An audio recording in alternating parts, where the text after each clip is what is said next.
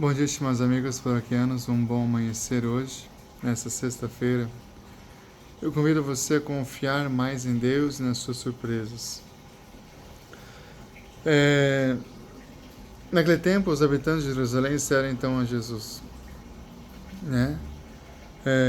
Quem é este que procuram matar? Quem é este que estão perseguindo? Quem é esse que, que na verdade, as autoridades reconheceram como mestre da lei? Né? Não sabemos, né, de onde é, mas nós sabemos de onde Jesus é, nós conhecemos sua família, enfim. O grande risco nosso, meus queridos, é que nós, por falta de querer intimidade com Deus, a gente não deixa Deus trabalhar em nós. Talvez você conheça alguma pessoa que se acha dona da verdade, ou sabe de tudo. Talvez você conheça alguém nesse sentido. Já conviveu ou convive com alguém que tem sempre a resposta para tudo, que é o sabidão, tem argumentos para todos, doutrinários para defender todos os seus pensamentos. É um tipo de pessoa com quem nós podemos estabelecer um diálogo? Não. Porque é sempre monótono, sempre a pessoa tem razão. Aquela mania doentia de querer sempre ter razão de tudo, a última palavra é sempre dela, a informação mais atual é ela que tem, né? Ou seja, como que eu vou dialogar com alguém que não tem, né? Essa humildade de reconhecer. E Jesus, acontece isso com Jesus hoje na sua cidade, Jerusalém. Como é que Jesus vai falar do reino, falar da salvação do Messias, se eles dizem que já conhecem Jesus? Que conhece Jesus faz isso, que ele é filho de Maria, de José, trabalha lá, trabalha nisso, aquilo. Então, eles conhecem tudo. Só que eles não conseguem entender o quê? Né? Ou seja, entender o Messias que está ali. E não entendem o Messias por quê? Porque eles já o conhecem, eles já sabem de tudo. Então Jesus encontrou em Jerusalém, né, pessoas com essas características, que se parecem conosco muitas vezes. Se conhecêssemos esse tal Jesus, que dizem que é o Messias, nós sabemos da sua proveniência, seus pais, onde ele mora. Então, quão é difícil nós colocarmos diante de Deus dessa forma. Muitas vezes nós vamos diante de Deus assim, né? O encontro com Jesus assim, ou seja, gostaríamos que Jesus fizesse isso, né? Nós queremos controlar a ação de Deus. Deus age com liberdade. Ninguém controla a ação de Deus. Agora, nós muitas vezes gostaríamos que Deus fizesse como eu quero as coisas. Agora, isso é um bloqueio na ação de Deus para com a humanidade. Deus trabalha com liberdade. Deus deixa você fazer as coisas livremente. E é na liberdade que a gente vai ver a lealdade, o amor da pessoa para com as coisas de Deus ou a falta dela para com as coisas de Deus. É importante isso. Então, o incômodo aqui a ser vencido é confiar na surpresa de Deus, porque Jesus era uma surpresa, Jesus era a surpresa do Pai. Eles não tinham capacidade de enxergar isso. Deus nunca poderá ser manipulado pelos nossos conceitos ou pela nossa sabedoria humana. Deus é livre, sua ação vai sempre causar em nós engano, né, de pensar que nós já sabemos tudo, né? Eu gosto de usar esse exemplo, né? O padre estudou 10 anos, né, para tudo que o padre tem que fazer. Eu não sei tudo. E eu falo isso com propriedade, que eu não sei tudo. Tem coisas que eu tenho que pesquisar, tem coisas que eu tenho que ler, tem coisas que eu tenho que correr atrás, que eu não sei tudo. Agora, o grande segredo está aqui, em saber que nós precisamos conhecer Jesus. E conhecer Jesus não é buscar em livros, buscar em conceitos. O conhecimento de Jesus se dá diante do sacrário. A nossa palavra está diante do sacrário. Não queira controlá-lo. Você vai sofrer muito e poderá até abandonar a sua fé. Não queira controlar a ação de Deus. E quando a gente conhece muito de Deus, a gente não consegue experimentar Deus, que se dá no sacrário, que se dá na oração. E não em conceito, não em trabalhos, não em livros, não em atividades pastorais, nada. A nossa intimidade com Jesus se dá no sacrário. Nós conhecemos Jesus no sacrário. É diante de Jesus. Então Deus não poderá ser manipulado pelos nossos conceitos. Por isso que é tão difícil dialogar com pessoas que não têm intimidade com Jesus. Pessoas que não têm uma vida de oração íntima com Jesus. É muito difícil de falar. É muito difícil de colocar os desígnios de Deus, colocar o Evangelho de Jesus Cristo. Ah, porque tem que ser assim, assim, assim, assado, porque sempre foi assim, assim, assim, assado. A gente tem que fazer as coisas dessa forma, porque da outra forma dá certo. A gente precisa silenciar mais e escutar mais a voz de Deus. Então, Deus se revela como Ele quer, quando Ele quer, do jeito que Ele quer, é quem Ele quer. Talvez você seja a pessoa mais expert, doutrinada em sabedoria, em conhecer todas as verdades, em fazer o melhor, mas quando trata de Deus, de intimidade com Deus, aí eu me quebro, porque eu não tenho essa intimidade com Deus, né? Então Deus revela seus planos aos pequeninos, porque é necessária essa humildade, essa abertura de coração.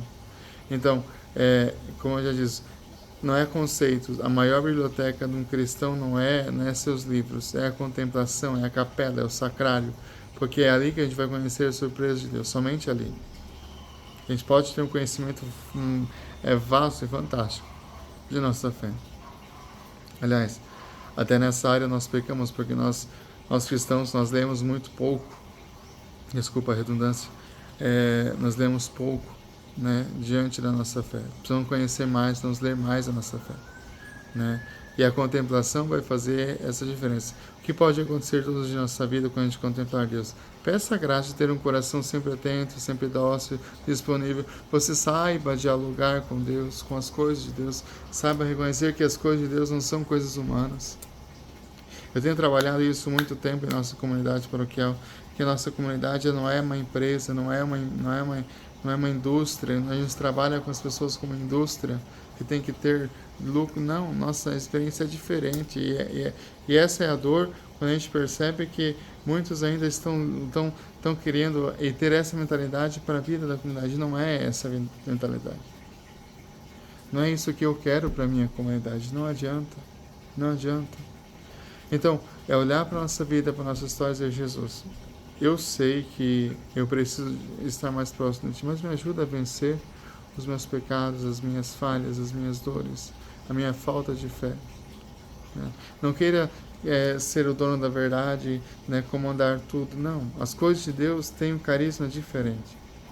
E a gente está entrando, como cristãos, é um grande pecado nosso como humanidade, de querer pegar as coisas de Deus, as coisas que são da igreja, da fé, né, e meramente, né, distorcê-lo, meramente fazer como que as coisas da fé se tornem com vista empresarial. Não. Eu preciso dizer isso a você. Você não é um cristão empresarial, você é um cristão de coração. É isso que Deus quer com a gente. E quando a gente sabe de tudo, a gente é o dono da verdade, a gente não aceita a humildade, a gente não aceita a obediência, a gente não aceita a doutrina da igreja, a gente não aceita a moral da igreja, a gente não aceita porque eu estou avançado, porque a igreja está ultrapassada. Eu escuto muito: a igreja está ultrapassada. Ultrapassado está você, que não consegue dobrar os joelhos diante do Santíssimo. Isso sim é ultrapassado. Uma pessoa ultrapassada, uma pessoa que não consegue ter tempo para adorar Jesus, ter tempo de silêncio, tempo de oração, tempo de joelhos dobrados. Essa pessoa, essa sim é ultrapassada. Porque não entendeu o que é a fé. A fé não é sobre ter, sobre conceito, sobre poder, e muito menos sobre a aparência e holofotes. A fé é discrição. A fé é testemunho. A fé é vida. Então, o pessoal de Jerusalém hoje não acolhe Jesus. Nós já conhecemos isso. E criam o quê? E criam os seus adeptos, e criam as suas teorias, as suas teologias. Não, nós não queremos isso. Nós já sabemos quem Ele é. Nós não precisamos disso. É difícil. Como é difícil trabalhar, né, com corações que não têm espiritualidade. Um coração que não tem intimidade com Jesus. Você pode fazer um monte de coisa, mas se você não tiver um amor à Eucaristia, que é a base de tudo da nossa fé, a gente perde o sentido de nossa vida. E nós trocamos facilmente a Eucaristia por outras coisas. Eu vou rezar em casa, eu faço em casa.